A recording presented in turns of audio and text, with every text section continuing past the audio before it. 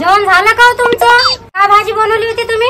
अहो माय, आता जेवण झालं हो बाई. भांडे गिंडे उठून काय केले. हे पाय गंजभर भाजी होती माई. तर तू भाजी मागायला आली ना, संपली हो बाई. उरली होती तर मी फेकून बी दिली. एवढ्या मोठ्या गंजभर कायची भाजी केली होती हो तुम्ही? माय ते शिलाबाई हाय की नाही, तिच्या घरचा बकरीचा कोठा जळला होता.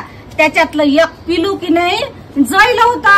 म्हणून ते बकरीचं पिलू तिनं घरोघरी वाटलं. मी आधी गंजभर भाजी आणली, उकडू उकडू खाल्ली.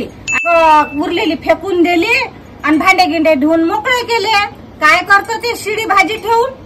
माय शिलाबाईचा कोटा जायला, लहानचं पिल्लू जायला. हाय असा कसा जायला जी तेवढा मोठा कोटा आणि ते पिल्लू जायला. त्याच्यात किती नुकसान झालं हो त्या बाईचं.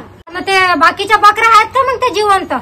3 बकऱ्या होत्या तिच्या इथं. 2 बकऱ्या पयाल्या आणि ते पिलूले काही पैता नसन आलं तर ते त्या कोट्यातच जायलं. म्हणून ते पिलूचं मटण तिनं वाटून दिलं. मी बी एवढं मोठं आणलं.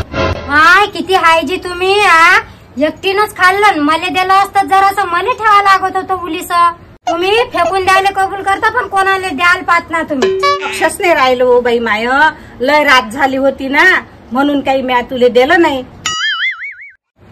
ते पाय ते आता शिलाबाई दिसू राहिली बाई बकरीचं पिल्लू घेऊन येत आणि चाल आता त्यालाच विचारतो आणि म्हणतो त्याला का मला काऊन नाही दिलं म्हणून. शिलाबाई इकडे इकडे.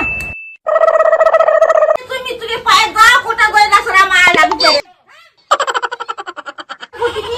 अरे बाप्पा काय म्हणता बाई. काय म्हणत होती हो तू? का हो शिलाबाई तुमची लहान झाली जी. तुमचा काल ते कोटा जायला आणि त्या कोट्यात तुमचं पिल्लू जायला. तुम्ही साऱ्याला वाटलं पण मला म्हणलं का घेऊ बाई म्हणून जरासा. अहो माय काय सांगू तुले.